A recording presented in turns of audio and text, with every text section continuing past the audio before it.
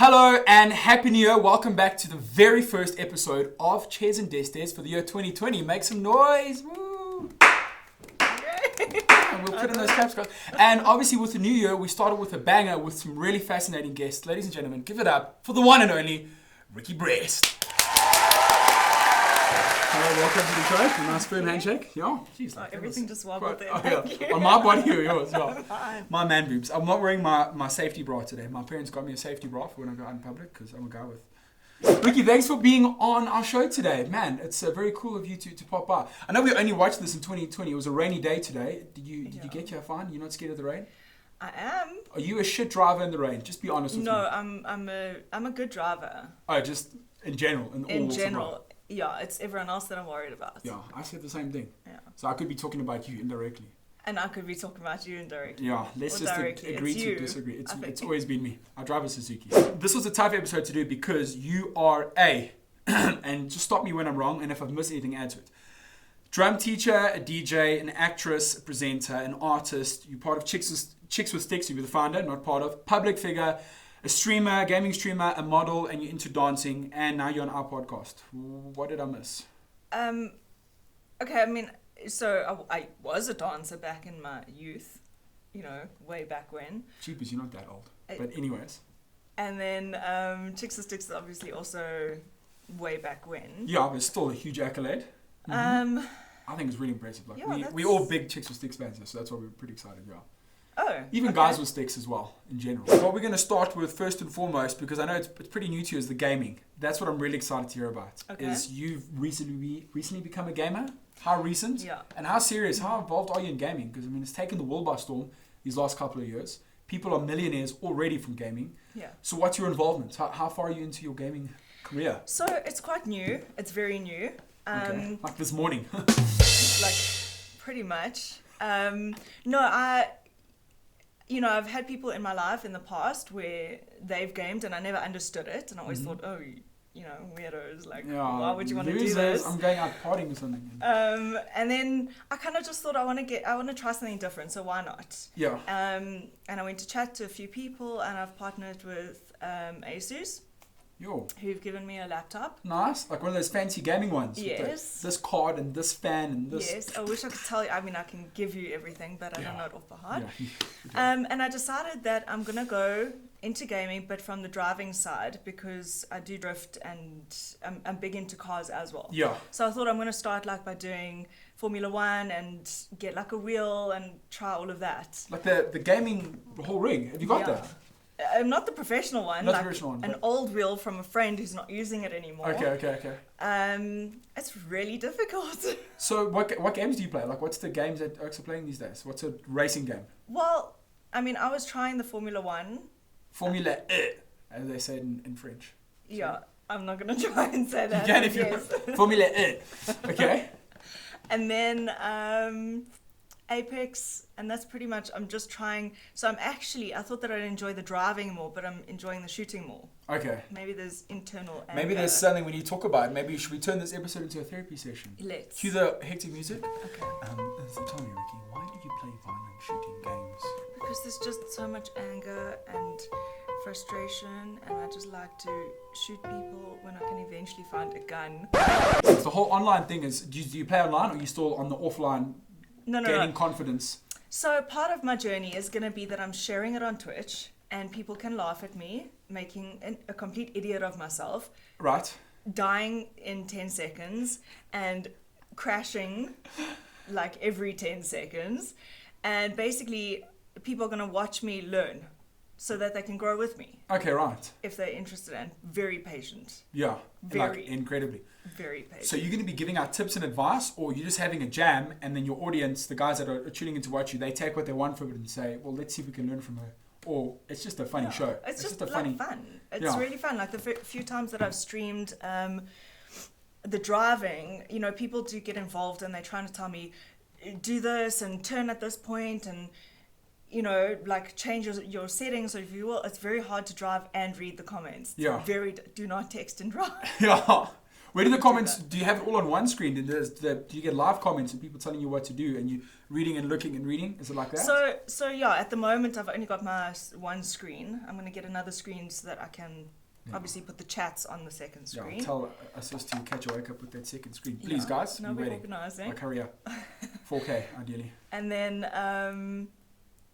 so I'm trying to, and people, the people that have been watching, I've literally streamed maybe 3 or 4 times. And already I've got people that are very involved and giving me advice and telling me what to try. And then I try and then I make an idiot of myself.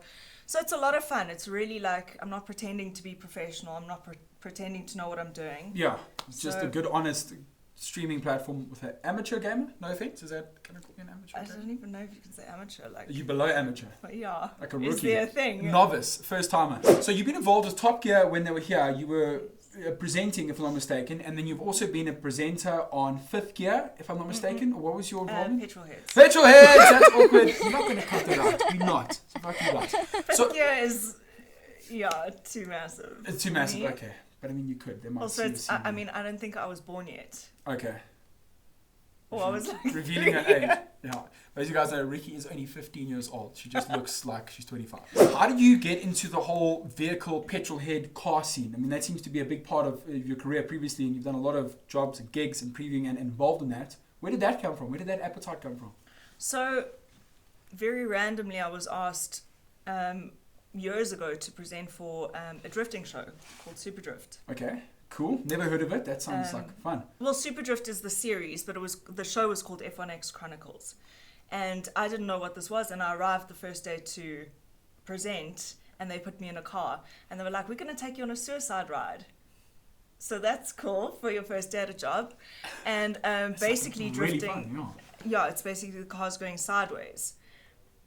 And you just see the wall coming closer and closer. And anyway. And you just shitting yourself, saying, please don't crash, please don't crash, please don't crash. It is the best feeling in the world. Just being flung around. Yeah. When I was a kid the one time, we went to some show that was at the Dome all these years ago, and I went on one of those drifting things with a guy in a Mini Cooper, the souped up Mini Coopers, whatever, John Cooper works or something. And I shat myself. And that was just a Mini, and this guy was obviously a pro, just going around corners, and you stop, and you're like that. And he's just like, cool, thank you. Get out of my car. Yeah. And that for me was, I think, the fastest I've ever been. I hate to say it was in a Mini Cooper, but that thing was a beast. Yeah. So it's different. So drifting isn't about speed. It's about going sideways. It's the art of the drift. Exactly, and also going tandem, and it's beautiful. But then I also got into like the speeder, like the racing. When I was doing Petrol Heads, so we did a season where I learned how to do everything. Well, not everything, and I didn't say. I mean, I wouldn't say I learned, but I tried. Yeah, we tried learning, and like after I was like, no guys, let's cancel this segment. She's not picking it up. No, they put it in. Okay. So you can drift a vehicle. You've drifted at high speed before. You all by yourself. What do? Do you lift up the handbrake or the brake? I'm such an amateur. I don't know how to drift. What happens? Walk me through it. Turn. Handbrake, turn. Yeah, no brakes, because you gotta like find the sweet spot on the accelerator, obviously. Right. I'm talking about like if you, first of all, you donut. Yeah. I've never done tandem yet. What is tandem is like when 2 cars go and the second car has to follow what the first car does. Okay. Like, are they closely behind each other? Yeah. Like, so I mean, there's high risk there for someone to hit somebody else. Exactly. And that's how you get your points. Life, Rikki. That's very scary. Does that mean you like Need for Speed movies? I mean, I do, but at the same time, it frustrates me because I want to be on the track. Sorry, not Need for Speed movies. Fast and Furious. Need for Speed was a game, also you're a gamer. That's what I meant to say was, do you watch those and think, oh my god, shit? Or you like, no, don't Vin Diesel, no. How emotionally tied to you? I mean, first of all, like, I'm going to ruin this for you, but anyway. No, you probably know. The actors aren't driving. Yes, it's stunt drivers. So I did a bit of stunt driving actually last year for a movie. Wow. Yeah, so I did, what do you call it? Being a body double or whatever. Yeah. So, and it's a lot of fun because you get to, it's not your car. So you make the shot look nice regardless of what happens to the car. So I enjoy watching those movies, but at the same time, like, I'm itching to do it. Yeah. It just makes me want to be on the track. Yeah, that's cool, but I wanted to be in there. Exactly. Yeah. They could make you could be Vin Diesel's stunt double, just wear like a big muscle suit and get in there and I mean, I could, except I can't reach the pedals most of the time. So what crazy cars have they put you in? What have you gotten to play around in? Like, what's a beast of a car that you've in? That's the official term.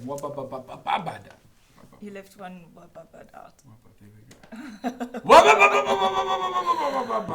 I can't even tell you because it's not always about like supercars. It's not always beautiful, expensive cars. A lot of the fun that I've had has actually been in these like an S13 kind of done up with a roll cage in it, and that's a lot of fun. Yeah. I have taken a Maserati around Eurotech at 270. Cool. That I feared for my life. Which Maserati was it? Well, they had 4 there. I don't actually, to be honest with you, remember which ones, but we took all 4 of them. Because they're not ugly cars, which also helps. They're quite easy to exactly. buy. Yeah. And then we did like a gymkhana, so yeah, that was cool as well. Sweet. Yeah, I was going to say, you can have all the fancy high-end cars, but the ones that are kitted out, like your traditional rally cars and stuff, when they got all the weight reduction, all that stuff taken into account, you can probably fool around with those a lot more and really push them to the limits. Exactly. I'm a big fan of Ken Block, and I'm sure you've seen all of his videos. Of course, yeah. All the Hoonigan videos. Like, those cars are just souped up too much. Like, I don't think you should put them on the road. They seem too scary. You don't want to worry about scratching the car. Yeah. Or you don't want to worry about something happening to it. Like, for me, if I could choose, I'd rather have a very average everyday car and get a second car that I could play around in and that I'm not scared to mess up. Yeah. You know? Get a Suzuki Swift. For the average everyday one, not the high performance. I think you knew that. Yeah. What's a day-to-day like for Rikki? Every day is different, which Exciting. is amazing. That is awesome, yeah. Yeah, so tonight I'm actually DJing. I don't host anymore. Okay. I don't like do the modeling thing. But done with that. I was never really a model. I just happened to do photo shoots. Yeah, and then people just like do this one. You're like, well, I don't want to get stuck into that because. So tonight I'm DJing. But so the DJing is here and there. I don't push myself too much with the DJing because I don't want to play 3 venues a night, Friday, Saturday, every week of the month. You know, that's not my brand. I want to be more exclusive. Okay. So I'll play every now and then. Also, I don't club much. I don't party. So. You don't party there must have been a stage where you were partying quite a lot. Like, when we were all youngsters once upon a merry time ago. Back when I had energy. Yeah. So, and how did you get into DJing then? So when Chix with Stix broke up, obviously, like, I missed performing and being on stage, and obviously I've been playing drums for so many years, and I've been in bands and whatever. I thought, let me try something different. So I started learning how to DJ. Yeah, which must have come fairly easy to you because you've got all this natural muscle memory from the drumming. You've got rhythm. It's a timing. You've got timing. Yeah. You had to teach yourself timing. Were you always gifted at timing? No, with drums, timing came quite easily because of the dancing. So one thing, I guess, led into the next. You know what I mean? The dancing gave me the timing, which made the drumming a little bit easier. And then, although I had to work very hard for drums, and then the drumming, the timing, all of that. For DJing, I hate to give you the secret here, but if you have timing, it's really easy. You just need to learn which person does what. And off you go. Exactly. And they go apeshit, and they love every bit of it. Exactly. But yeah, that's all it's here and there. The presenting, when I get booked, I do it. When the acting, if I get booked for a job, then I do it. My everyday is lecturing marketing. Hectic. I was about to ask you, because you got so much, public figure. To me, you're under a lot of different eyes, but is there one constant that hasn't changed? And I was going to ask, is that lecturing marketing? Has that been for quite a while now? Yeah, so my degree is actually in marketing. There we go. There it is, guys. The truth has now come out. Now we all know. You have to be able to sell yourself. Yeah. It's the sad reality of the world. And basically, I'm teaching other people how to do that. Yeah, sell yourselves, guys. Remember, unbutton your mouth. A little bit more cute. Thank you. Even though they're all guys. I'll note yourself. Oh, okay. But some of them big chubby guys like me. If you just do this. Yeah. There. But I'm not wearing my V-neck today. You need a low-cut top for that. Those guys are getting a little bit turned on in the background. Sorry, guys. Sorry. He'll give you a show later. Yeah, he'll be a show later with me. See, he even stood up. So we're taking it off camera a bit. As you guys know, we always have a bunch of creeps watching us, which are the producers, and it's just sickos. It's just nothing but sickos in there. But they're good at what they do. We want to see your cleavage. Yeah. There's a little bit of sugar on that one. So here's something I wanted to ask you about is felines. Mm-hmm. As we commonly know, cats. Mm-hmm. You are a little bit cat crazy. A little bit. Because you're not old enough, and this is a compliment, you're nowhere near old enough to be a crazy cat lady. I think crazy cat ladies are late 30s to early 40s. And we definitely nowhere near that, guys. We never ask a lady your age, but we know. We seem to guess Rikki is close to the 26 mark. But we'll figure it out. Very far off. Where does your sick obsession come with cats? Is it a sick obsession or is it a passionate obsession? How many cats do you have? I got so many cat questions. You go. I only have one. 163,240. I wish. You've only got one cat. Oh my gosh. I've got one cat because my apartment is really small. Okay. So thank God for that, because... If it was bigger, there'd be more. Yeah. Does your complex or wherever you stay, they have a limit on cats? We're not actually allowed animals, but I sneak them in. Do you have pictures of cats on your wall and stuff? How far does it go? I spend most of my time online watching cat videos. Okay. So, yeah, I am pretty obsessed. My life goal is to... No, I'm waiting for it. You're going to judge me. Anyway, I want to open a cat shelter. There it is. Well, that's awesome. That is awesome. That really is cool. Yeah, then you might become a creepy cat lady, but you'll have a really good cause, which is fine. Like, yeah, she smells like cat pee. She's covered in hair, but it doesn't matter. But she loves them. Exactly. Yeah. So when we're waiting in the studio now, I saw you playing with the cat, and you even had to get rid of cat hair. Yeah. We've got our own Chase and Deste's cat, but he's not anywhere in here. He's not allowed in the studio because then it's distracting. He's like, oh, kitty. I mean, I wanted him here, but... Yeah, but okay. No, the producer said no. No. So when is this goal to open a cat shelter? Is it a tangible thing or is it just a dream? So I've already started, I foster rescue kittens. Awesome. So I work with some shelters, and if they obviously have babies or whatever that don't have a mom or whatever, then I'll take them in, I'll feed them, I'll socialize them, and then I'll try and find them homes. Nice. So I've started getting involved in the cat community. Oh God. And I am very close to the crazy cat lady age. Yeah.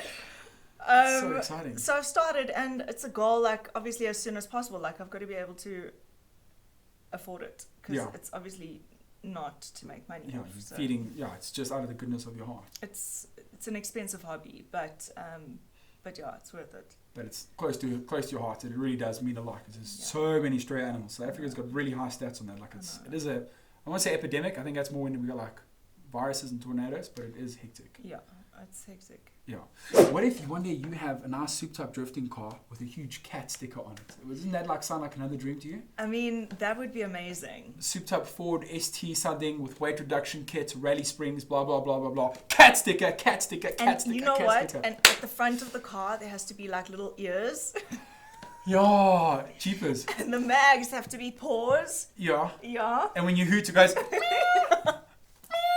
Oh my God, you're talking about language. You could make the cat car and whiskers. Yeah, you could actually be the first person to have the world's greatest cat car. Do you know how and bad it goes it fast. Is? If you see my house, okay, there's cat stuff everywhere. There's a cat doorstop, and there's cat magnets, and there's... Oh, it's very bad. Where do dogs sit on your hierarchy of things you love? I love all animals. Okay. I really do. I just particularly have an obsession with cats. Yeah, but they're so accessible because cats are pretty common. What if we lived in another crazy country like Uzbekistan? Do you think you would fall in love with another animal, or do you think they all have cats as pets there? Not that I know anything about Uzbekistan. Neither do I. I'm wondering if they have cats. I don't know. Or in Australia, you'll be like, oh, I just love lizards. This is my lizard. This is Luna the lizard. And you've just got this sick obsession with lizards. And I mean, I think any animal, as long as it's furry. Yeah. For me. It has to be fluffy.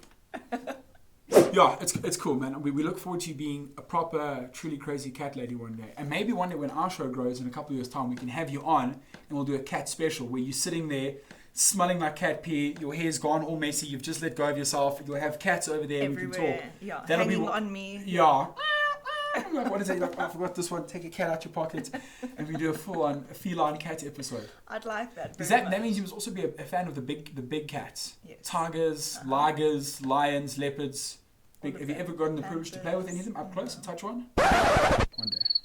Sorry, okay, that was a bit of a bummer. Sorry. And then listen, so we've got a bit of a ritual on the show where we crumple up our cue cards. Okay. No one knows how it started.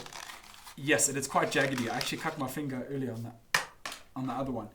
And that's a wrap. So before we leave, you've got a camera there. Is there anything, where can people follow you? Are you into finding more followers? Do you have enough?